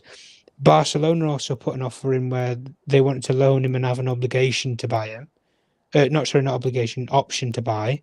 I think it was around, I could be wrong, I think it was around €30 million, £28 million, something like that, for Amrabat at the time, and they turned it down. They wanted to keep the player, and they kept the player, and they got to the Conference League final against West Ham. So maybe in hindsight, it was a good decision to keep him. But if the opportunity was to come to sell, Fiorentina are looking to sell players, and Amrabat's one of their biggest assets, if not their biggest asset that they can offload. And the sort of figure I was hearing was they'd take £30 million today for Sophie and Amrabat. They'd take £30 million straight away, which is, you know, in and around, you know, 35 million euros. You know, for a sort of midfielder like that who's a brilliant profile. And I think you bring in an Amrabat and a Mason Mount, it provides a bit of systemised clarity, and it gives you the cover for Casemiro, also for players like Fernandes, you know, and, you know, it might sign and seal the contracts of Scott McTominay and Fred if they were to go to other clubs. But the way it stands right now in terms of transfers, they're going to announce Mason Mount within the coming days. Agreement, medical, you know, contracts agreements already signed and everything. Announcements coming soon. They then want to move into overdrive to try and get Andre Onana, and then Rasmus Hojlund's the striker that they want. So they've identified the players that they want. It's just trying to get the deals done for those players. So Onana, if they were to go for the goalkeeper, that's the one that they want. No mistakes asked. They want Andre Onana if they're going to go for a goalkeeper. If they don't end up getting him, well, we can sign De Gea up for another couple of years, or we can, you know, go for a different profile of goalkeeper. We might bring De Gea back and make him number one, but we'll target a backup goalkeeper, something like that. Someone to sit on the bench and do the Tom Heaton role, for example. Like, you know, go for that profile of goalkeeper. But if they're going for a number 9, Hojlund's the one that they're prioritising in terms of the figure that they want to pay. But if they don't get to sign the player in their terms, they're going to look elsewhere. And whether that's a short-term option, and I know in terms of a striker, that's not what United fans want to hear, because we've heard that before. Cavani, Falcao, you know, Ibrahimovic, you know, the list goes on and on and on, Igalo. But if United were to go for that sort of player, they would look at different profiles of maybe players who've had a successful season in maybe, I don't know, Portugal or in Switzerland, who's had a brilliant, you know, goal-scoring season in those leagues, and try and do, I don't know, a loan deal or a loan with an option to buy, something, you know, along the lines of that, which isn't common with Man United. So as far as we stand now, you know, announce Mason Mount in the coming days. Onana and Hojlund are the players that they want for goalkeeper and striker. If they can't get deals, they do have options lined up. And then if they were to get their players and they get their way, they would have Mason Mount, Andre Onana and Hojlund as the players that they can get outside of FFP, and without breaking the rules. If they weren't to sell anybody, they want to get those 3 players without breaching the rules. But if they were to get those 3 players in and they still want to do other business, as I say, Ten Hag wants another midfielder. If it wants someone like an Amrabat or a Romeo Lavia, they're going to have to sell players off. And what I mean by that is, well, you know, you're going to have to potentially sell Harry Maguire for £40 million if you can. Scott McTominay, the interest that Newcastle had, for example, you need to be getting onto the phone to Dan Ashworth, sporting director of Newcastle, and saying, are you still interested in Scott McTominay? Like, what sort of deal do you want here?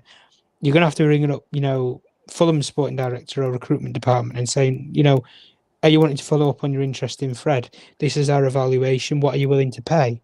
And let's negotiate. Let's do a deal. The way it's standing right now is United are stood still. They're not selling anybody, and they're not actively negotiating with any club for any player, apart from what they've done with Zidane Iqbal to FC Utrecht. That's it. They've not done any sort of negotiations with any other club. But, as I say, the players that Ten Hag wants, the club are backing him in terms of what is attainable for the club, but also what Erik Ten Hag sees as the best option on the market and in line with what the club can actually do. So, effectively, they are backing the manager's plans in terms of they're agreeing upon targets. That's the best way that I can say it. And as far as, you know, the last understanding that I got from, you know, a couple of days ago was John Murtough and Erik Ten Hag have got a very good connection. They've got a very good bond together as manager and sporting director. And when you're trying to build something successful or build a winning team, you need that. For example, Pep Guardiola and Tixi Berenstein at Manchester City, sporting director there, they've built that partnership. Brilliant. You know, you look at the recruitment at Manchester City, out of this world. Liverpool, when you had Jurgen Klopp and you had Michael Edwards at the time, sporting director for Liverpool, that connection, and you look at the players that Liverpool brought through, brilliant, world class. Even you look at such as win Stanley right now and Vivell at Chelsea, sporting directors there, how they're able to sell the players that they are for the prices that they are and what they did. And they did a madness in January, but even to sign that many players in that short amount of time, 30 days, 31 days in January, I mean, it's remarkable, really, the amount of players that they brought in that short amount of time as sporting directors. So, there is ways that you can look at that, but John Murtough and Erik ten Hag are in agreement on targets. And as I say, Mason Mount is a player that they wanted. They've got it over the line. They're targeting Andre Onana. If they can get him, they're going to get him. Hojlund is the priority striker target because they've withdrawn their interest from Harry Kane, or they've not followed up on it, sorry. And from doing so, they want Rasmus Hojlund. If they don't get Hojlund, they'll go elsewhere. If they don't get Onana, they'll renegotiate with David De Gea if he's willing to come and reduced terms again. Then they're willing to do a deal with him so he can stay as United number one, or and then bring in a secondary goalkeeper. But also Dean Henderson returning to United and staying isn't ruled out because Nottingham Forest aren't playing ball at £30 million for him as an option to buy him.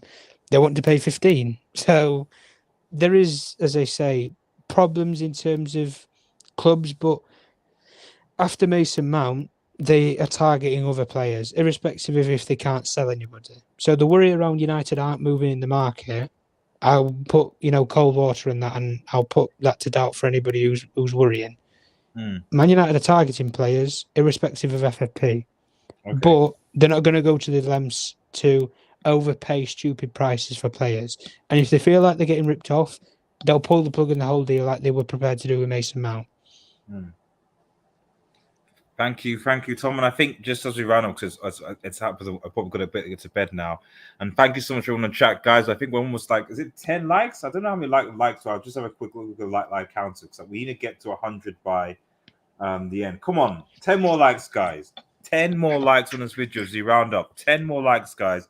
10 likes to 100. Come on, let's get to 100 likes by the time it's up. So I think fine. Okay, just two penultimate questions. Okay, the first penultimate is, are United getting some success in actually being able to sell players, and which ones do you think, Tom?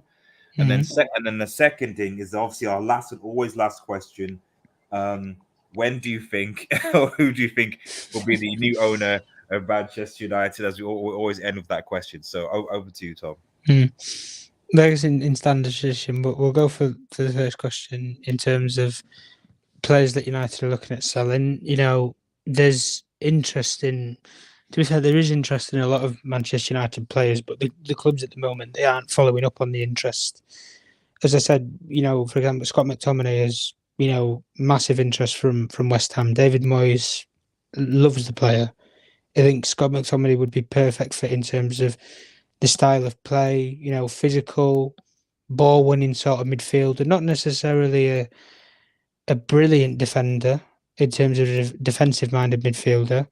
But in the attacking third, he gives them another option. And David Moyes loves that sort of player who can give an option from midfield. That's why players like Declan Rice are not necessarily a perfect model, but they're a perfect example of you can use a player, but you can use them in different ways as one-dimensional. They can play a different role within a different system. And I think a change of scenery and maybe a change of fortunes, as I say, David Moyes and the way he plays, very similar maybe to how an old Jose Mourinho team used to play.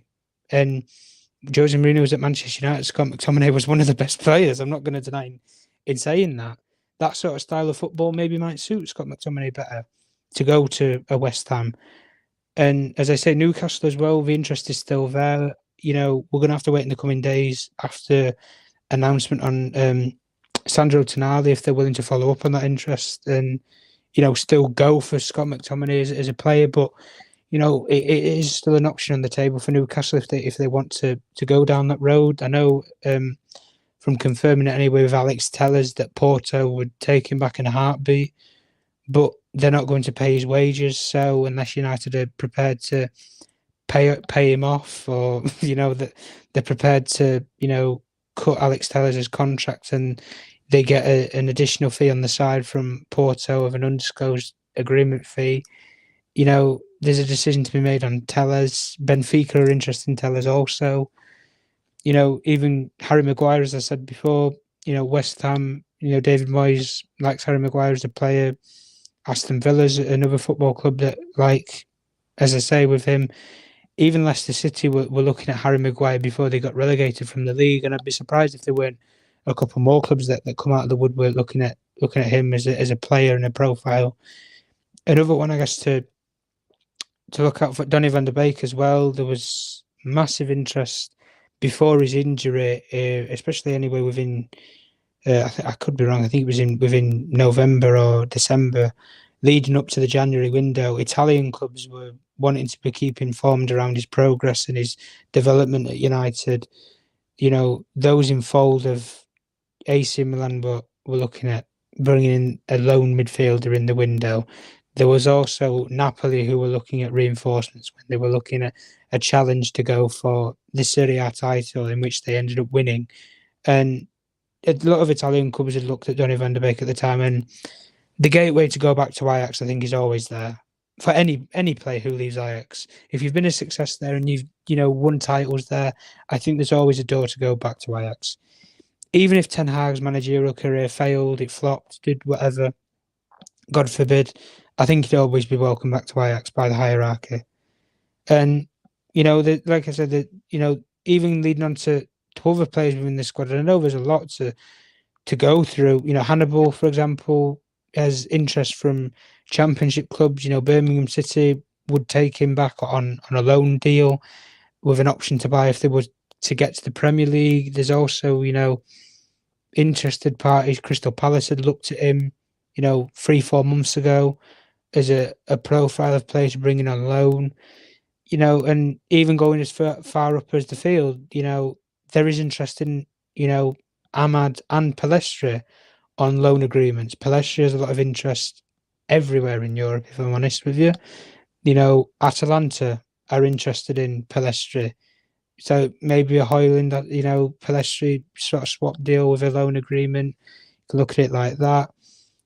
The one thing that I know, especially anyway with Palestri and Ahmad, is if either of those players, when they go on pre-season talk, as Ten Hag wants to look at the development of them that they've had over the last season to this pre-season, if he suffices that they should go out on loan elsewhere, Ten Hag's looking at those players and thinking, well, I want them to go to somewhere where it's rough, where it's tough, because the Premier League is very demising in terms of it can swallow a young player up within a heartbeat like that. So the way Erik Ten Hag and John Murtough are looking at it is they're wanting to put a lot of their players in uncomfortable environments, because you come to the Premier League, it's uncomfortable for anybody, especially if you haven't been brought up in this league before. Those players haven't played, really, if we're being fair, a single full game of Premier League football. Neither Ahmad or Palestri. I can't recall a game that they've played where it's been rough, where it's been tough, or they've had consistent games for United. So if they can get that in the Premier League for a club that's willing to take them, fine, perfect.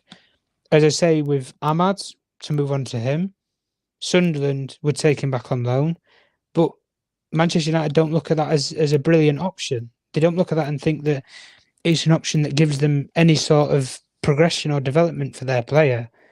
Crystal Palace had looked at him if Wilfred Zaha, which it looks very likely is to leave Crystal Palace, either to go to Saudi Arabia or to take an offer from Europe, that, if he was to leave, Ahmad's a player that Crystal Palace would look at based upon if Roy Hodgson was to stay as manager and there's no, reins to move him on from there.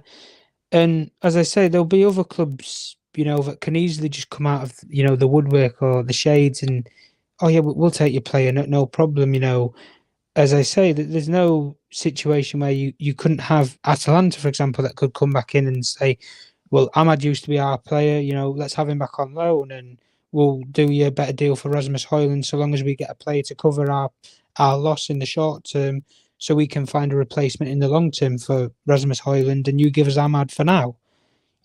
There is certain situations where these, progresses can happen, but in terms of high profile names, Scott McTominay, I think's, a big name that you can get some money for if a club were willing to come in for him.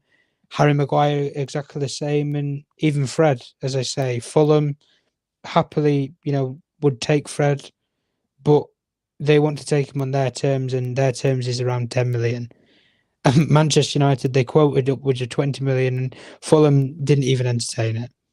So, like I say, the problem with United isn't necessarily getting rid of their players, because they have a lot of interest in their players, but they're not going to be able to get the sort of prices that they're quoting for their players.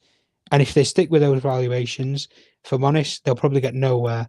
And last up to maybe cover on with Dean Henderson, as I say, Nottingham Forest have been very coy in terms of they already have a goalkeeper that can sit there as number one if need be, in Keylor Navas. So Dean Henderson is really a stopgap. If they were to get him, brilliant. They have, a permanent solution long term for a goalkeeper. But if they don't, they're not missing out on anything, is the way that they're looking at it.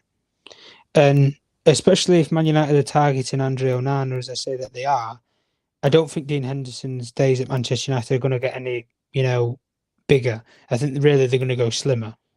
So looking at that process, with Dean Henderson, as I say, there isn't an avenue to go to Nottingham Forest, but United want upwards of £30 million, which Nottingham Forest aren't going to pay.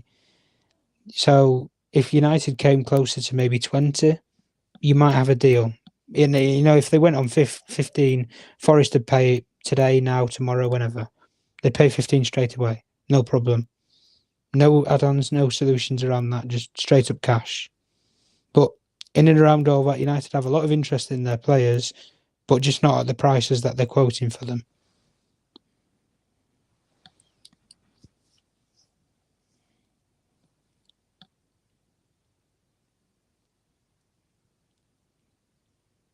So I've muted myself for some reason. And finally, thanks again for that, Tom. Finally, as the last question, Tom, when are we going to get news? Who is going to be the new owner of Manchester United? Friday. Friday's always the day everyone's guessing in it. No. To be serious, I mean, as I say, I'm not going to BS anybody and give people deadlines or dates, because the Glazer family have moved goalposts many times. And I don't need to be the one to say it, because many, world-renowned journalists have already said it. They've all been told pretty much the exact same day, and whenever they all report on the same day, or one of them has the balls to then put it out there and say, it's this week, it's that week, it's this day, it's that time, it's within hours, it's, whenever they do it, it always gets pulled back. And many renowned journalists, they double their sources. So they'll hear one thing from one source, and then they'll get in contact with another source and say, can you verify this? Is this right? Can you, clarify it? And if you normally get two sources that are saying the same thing that you trust or that you've used before, when they say the same thing, either the similar wording or the exact same wording, or for the same hymn sheet, you normally go with that piece. And that's why when these journalists have been burnt once, in terms of dates, they don't ever want to be burnt again. Hence, they don't really talk that much around the takeover. And as I say, because there's the radio silence right now, nobody's saying anything, because nobody's hearing anything. And the avenue and the channel that's always been there from the US has been the momentum has shifted towards Sheikh Jassim. And if you, as you say, G, if I had to put my money on anybody as it stands right now getting Manchester United Football Club, out of all the options, a minority holder, Sir Jim, Sheikh Jassim, or even the Glaze family not selling, I think there's more chance that Sheikh Jassim would get the football club now than out of any of the other solutions that I've just said, based upon the facts of what we know and what I know right now. So if United sale process was to end today, Sheikh Jassim would probably be the new Manchester United owner, based upon my hypothesis of what I know and how I've broken it down for people in terms of not just this stream, but previous streams throughout. So around the whole takeover, I'm not going to say a day because I don't know. When I do know, in terms of an official date, I'll happily contact G. I'll happily post it and come onto another stream with G, and we'll discuss, the actual, the information that's come out, whether it's a preferred bidder, whether it's another bidding stage, whether it's the Glazer family have pulled the plug on the whole thing, God forbid. Whether you get any sort of ratings around that, when a solution comes for either of the bidding groups, I'll come forward and I'll insist upon. I'll give the best details and factual knowledge that have been attainable to myself. But until this point right now, there is no deadline. There is no solution. And in hindsight, I apologise to Manchester United fans. Being one myself, I'm just as frustrated as everybody is around how the football club's, takeover process has been run. And, it really wouldn't surprise me if the Glazer family waited until the end of the transfer window. I guess maybe this is saying it from a fan point of view. It wouldn't surprise me if they waited to the end of the transfer window. They then sold up Manchester United just to give Manchester United fans the final middle finger before they wave off with a big fat check from whoever, Sir Jim or Sheikh Jassim. And Manchester United are stuck with the squad that they have for 6 months till they can get to January, till any new owner can do anything. And January is a seller's market, not a buyer's market for players. So it's really, really hard to ever do any business in January. But there and again, Chelsea blew the rule book up last January, did they not? So fair play, Tom. Thank you so much. Thank you so much, Tom. Thanks for coming, obviously giving us these updates. Really, really appreciate it. For transfers, and I'm still working on the transfer show. So I've just been working a lot recently. So, but I think I'll try and book it into Monday. I think going forward, the plan hopefully would be to have a sort of a transfer show on Monday evenings, and then on Tuesdays or Thursdays, for example, have a update, something like that. But thanks again so much for everyone in the chat as well for supporting the channel. Remember, if you are new to the channel, to like, share, and subscribe to Red Devil Studio. Follow us on Twitter. We United X. Smash your like, notifications squad on, and obviously follow the Twitch and subscribe to our channels. Make sure you check out at TomJournalist on Twitter as well. As always, guys, have a lovely evening, have a nice day, and cheers. Peace.